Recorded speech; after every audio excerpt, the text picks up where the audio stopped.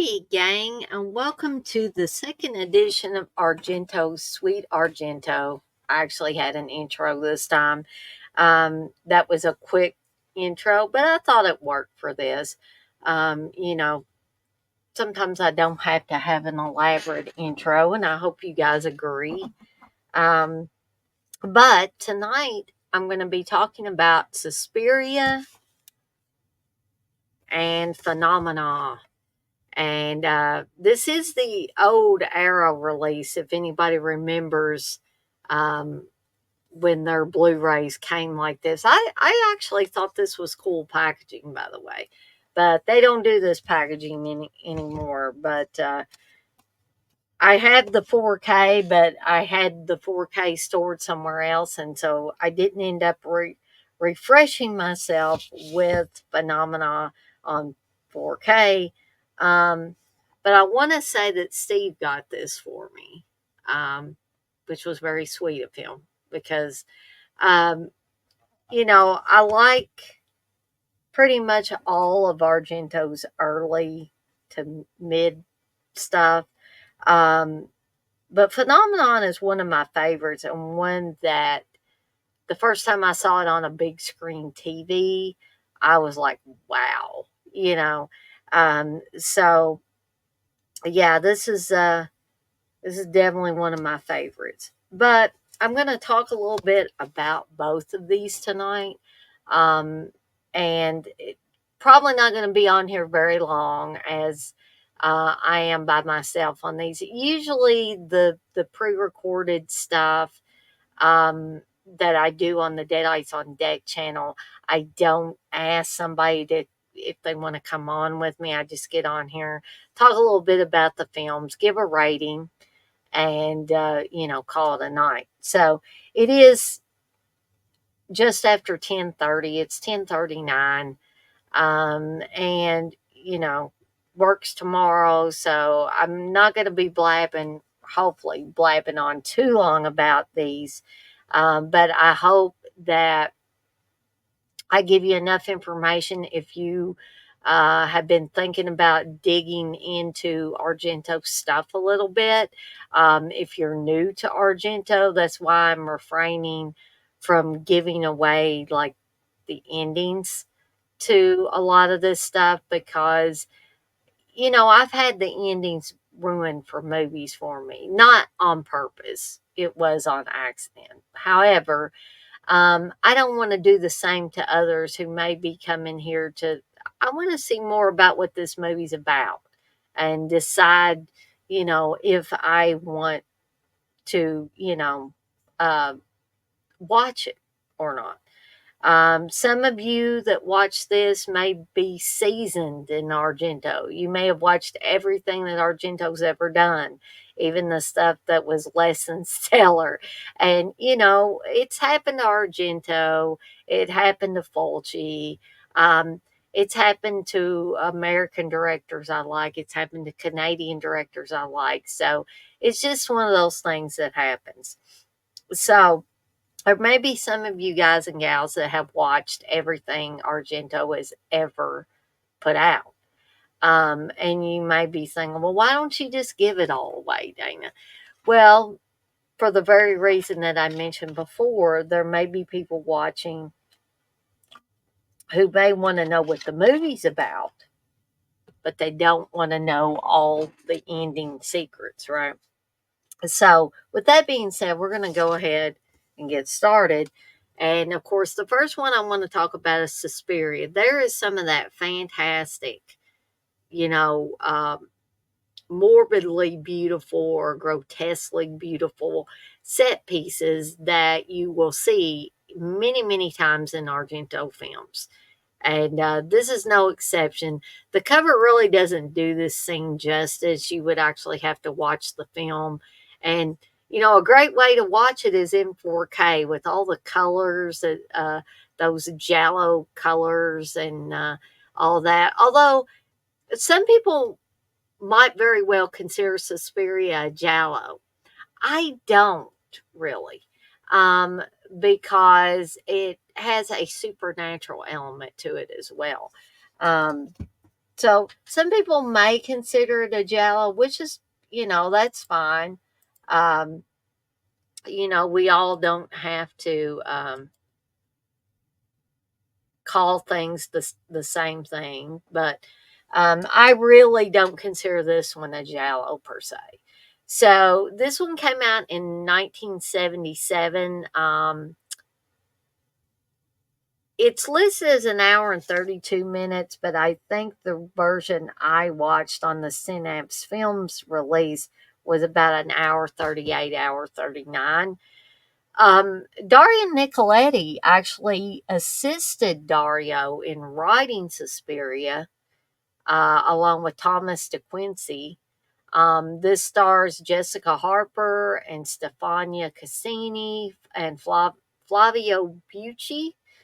Probably massacring those names. So, basic plot line: an American newcomer, played by Jessica Harper, um, comes to a prestigious German ballet company.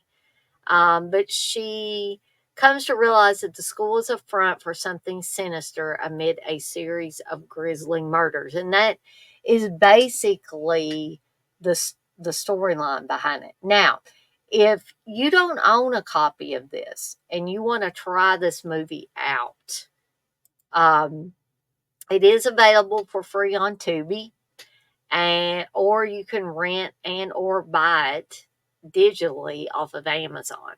So, but if you want to watch it for free, try it out, take it for a test drive, right?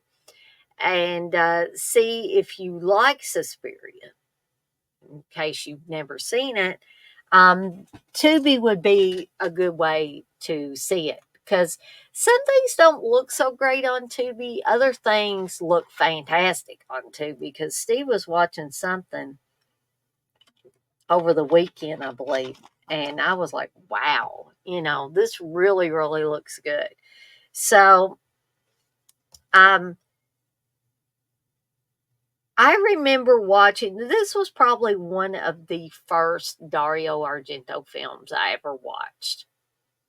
And I believe that I may have rented it. And something about, you know, the cover art or something caught my eye. Plus, that there is the ingenious tagline. And I'm trying to remember if I know it was on the VHS. I'm wondering if because I wanted to say it correctly. I didn't want to like um,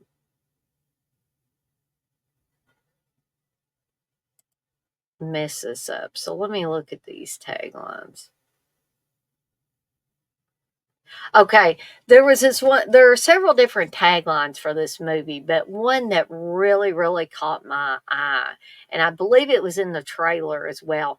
The only thing more terrifying than the last 12 minutes of this film are the first 80.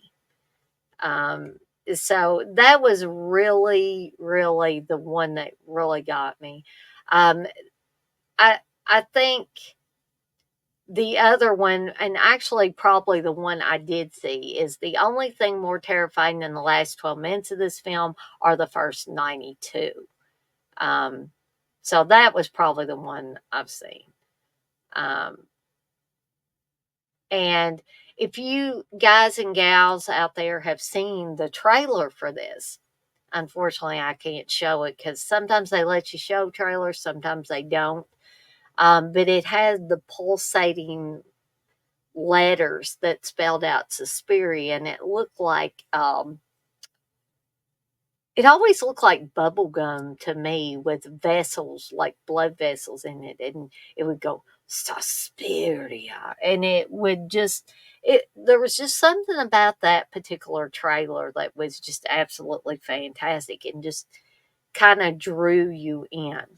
Okay, um, and I think Jessica Harper is fantastic in this as Susie Banyan, the main character.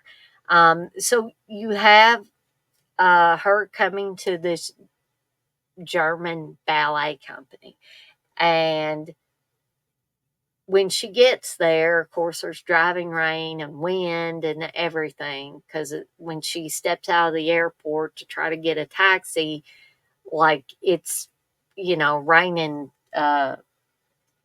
like crazy, and the wind's blowing, there's lightning and all that stuff. So when she gets to the school, a girl comes busting out of the front door, and she's screaming about Secret and Iris. And, Susie doesn't understand she just got there. She doesn't understand what's going on. So after this girl runs off, um, Susie tries to get into the ballet company, and a girl's voice says, I don't know you, go away.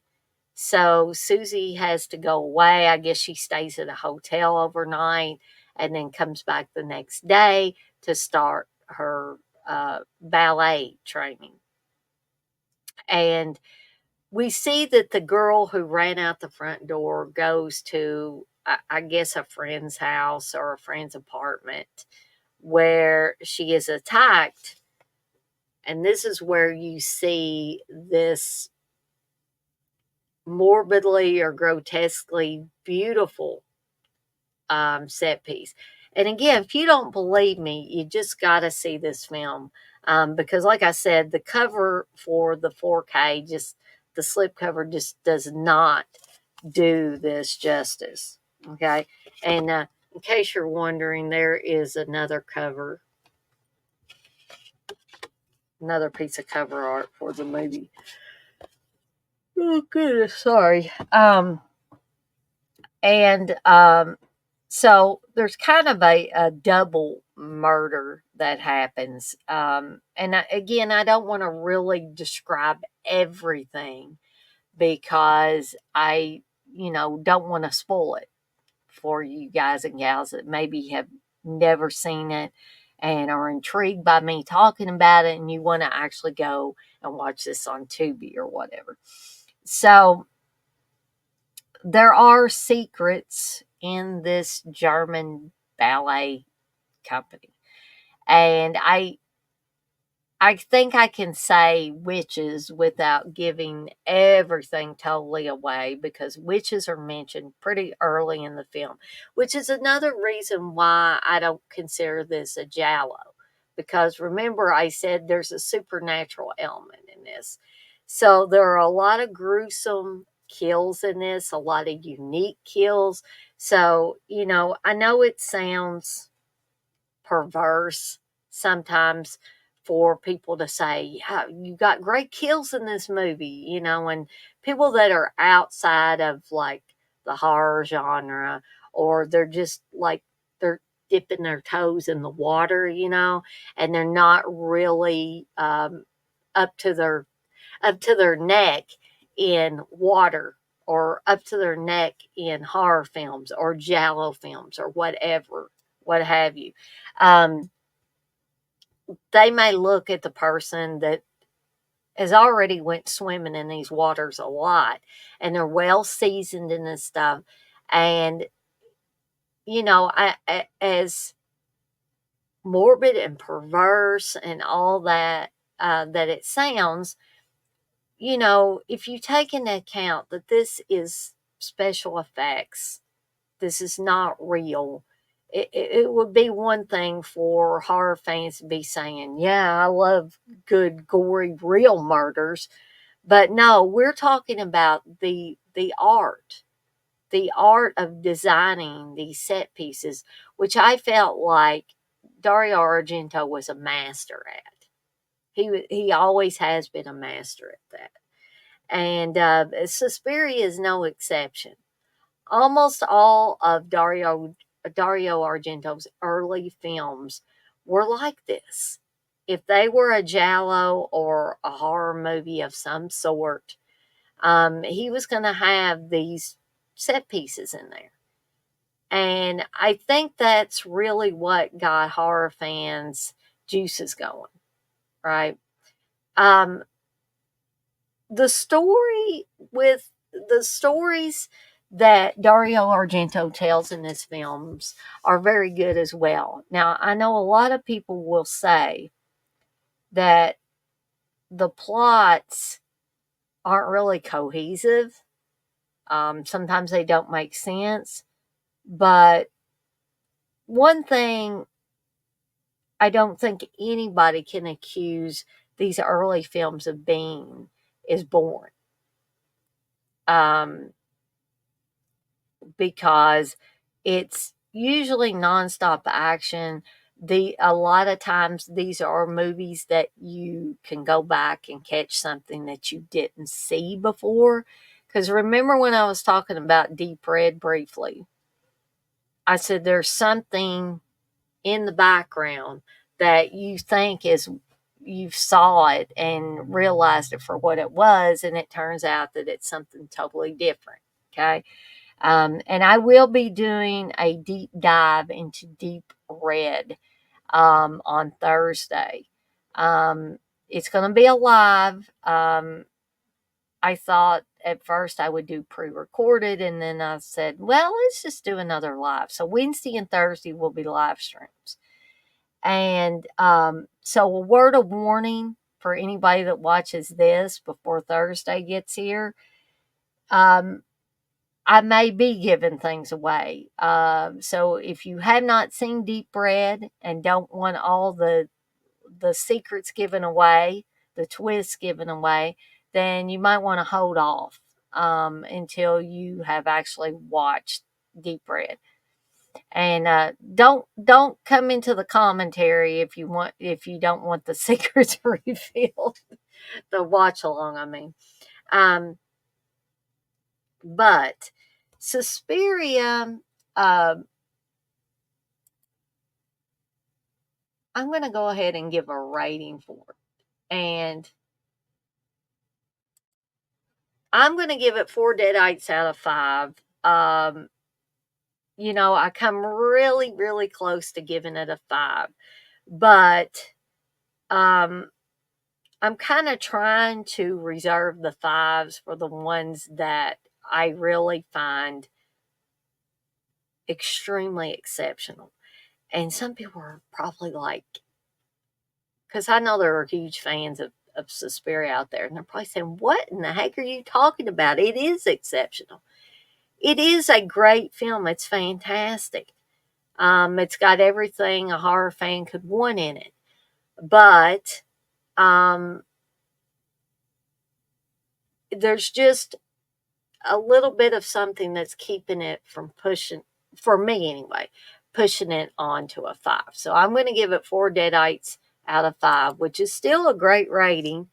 And yeah, would I recommend it? Yes, I would highly recommend it. All right. So moving on to the second film, which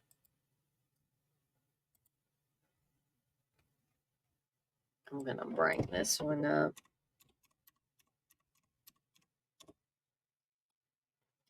Phenomena, otherwise known as Creepers, but um, the first time I watched Phenomena, I watched it under the title of Creepers. I actually rented it. And I saw the cover art of Jennifer Connelly's character with her hand and bugs crawling all over it. And this is before I knew a lot about Dario Argento. Um, and I didn't realize I was watching a edited version, a cut version. Um, I just remember that cover just drawing my eyes to it, and ended up renting it. And I liked it even in the cut version, but boy, whenever I watched the uncut version, I was like, just that, wow, you know. This came out in 1985. It's about an hour and 56 minutes long. Um, it stars Jennifer Connelly, as I said, Donald Pleasance, and Daria Nicoletti. Um, and Jennifer Connelly plays Jennifer in the film, Jennifer Corvino. Her father is a well known actor, and she has a unique um, connection with insects, which I thought was very interesting. And she comes to, I guess it's a boarding school that her father's agent and lawyer has sent her to, because her father is working on films and stuff. And Morris, her father's agent, thought that this would be a really good place for Jennifer to go. And she gets there, and even though her father is the well known Paul Corvino, the actor, um, when it is discovered that she not only sleepwalks but has this connection with the insects, and also has a psychic connection to murders that are happening. Um, the Some of the other girls make fun of her. Um, Again, there are very, very grotesquely beautiful, morbidly beautiful set pieces in this. Um, uh, Dario Argento's daughter, I don't want to say the wrong one, Fior, um, plays Vera Brandt, and she is a Danish tourist who has come to Switzerland. I believe they're in Switzerland. And she misses her bus to go back with the rest of the tourists and is attacked by the killer. Now, I would refer to Phenomena as a giallo. Um, and Mikhail Suave is also in this. He plays Kurt Geiger's assistant. Um, and so poor Jennifer, like I said, she ends up going to a boarding school where these murders are happening. And she sleepwalks. She has this connection with the insects. She befriends John McGregor, Professor John McGregor, played by Donald Pleasance, and his chimpanzee friend. And again, I don't want to give too much away, but the murders in this are spectacular. There's a lot of sharp implements coming through the back of heads and out mouths, and there are maggots in this one, a boundless number of maggots. In fact, both of these films have scenes with maggots. In Suspiria, I forgot to talk about that. There's a scene where maggots are in the attic and they start falling down on the floor that the girls' rooms are on in the ballet academy, or ballet company, whatever you want to call it. So it's kind of strange that I picked both of these, and they both had maggots in them in some scenes. There are a lot more scenes in Phenomena with maggots, and one very gross scene where Jennifer Connelly's character falls into, like, it looks like sewage, and her dead body's floating in there, and there are maggots galore. So I have always enjoyed this one. I've had a particular fondness for this movie. I know that sounds weird after me talking about the maggot scenes and all of that. Um, but again, I don't want to give too much away because, some of you may not have seen this and don't want to have it spoiled for you. But I can I can give you, the short plot synopsis. I've already told you some of it. So, a young girl, played by Jennifer Connelly, who has an amazing ability to communicate with insects, is transferred to an exclusive Swiss boarding school where her unusual capability might help solve a string of murders.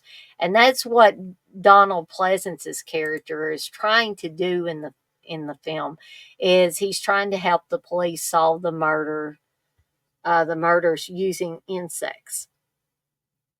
And also he wants to help because he had a young girl who um, liked insects like Jennifer does. Rita, I believe her name is. And she was supposed to show up. She did secretarial work for him as well. And she didn't show up one day, and the professor assumes that she was killed by the murderer. So, um, this is a really, really good example, in my opinion, of an Argento film. Definitely, to me, fits the Giallo protocol, I guess you could call it. And I would have to highly, highly, highly recommend this one. And I'm going to give it 5 deadites out of 5. Just no doubt about it. I don't know if it has something to do with I rented it early on, even though it was the Creepers cut, when it was heavily edited. Um, it still introduced me to one of my favorite Argento films of all time. And we're going to be doing a watch along for it the last weekend of the month. So y'all stay tuned for that. And I went on for almost 30 minutes with these two films. But I hope you have enjoyed me talking briefly about both of these. If you've never seen either one of these, I hope it's kind of piqued your interest a little bit and thinking, gee, I might like to check those out. Um, in fact, let me see if Phenomena. Um, it looks like you could watch it for free on Crackle if anybody has the Crackle app. Plex has it, Pluto TV, Screenbox. You can watch it for free on the Roku channel. Evidently, Tubi has it as well. Or you could buy it at Amazon, or you could watch it or rent or buy it from Prime Video on Amazon as well. Um, so I guess that's all from me for tonight. I'm going to try to get some rest for work tomorrow, but I want to thank all of you guys and gals in advance that watch this. And be sure to check out all the Argento programming that I'm going to be having for the rest of Argento August. Tomorrow night should be an apples and oranges. It will be Tenebrae or Inferno. You choose. I already know which one is my favorite. So I hope we'll get in here and have a good, healthy discussion, debate on this. tomorrow night starting at 8 p.m. Eastern Time. And then be sure to tune in on Thursday at 8 p.m. Eastern Time as I do a deep dive into Argento's Deep Red. And me and Candace will be talking on Friday Foolish with or about uh, Hammer and Gothic horror. So stay tuned for that. It's probably going to be at 6 p.m. Eastern Time on Friday. At some point in the day, hopefully, I'll get a Terror Time tea out. And this time, uh, I'll hopefully have my tea. And I will be talking about Do You Like Hitchcock and the Card Player? And then, of course, we have the two watch alongs, one for Deep Red on Saturday starting at 7 p.m. Eastern Time. And Sunday will be Tenebrae, also starting at 7 p.m. Eastern Time. So I am off like a dirty shirt, but I want to remind everybody before I get off here, as I always do, to be kind to one another and blaze that trail. Have a fantastic rest of your Tuesday night and Wednesday's hump day, folks. We're the week's about over and the weekend's coming up. So let's push it along. And I'm Mom, if you ever watch this, I'm not trying to wish my life away. I'm just trying to get to the fun part of the week, which is always the weekend. So I'm out of here, folks, but I will see everybody next time.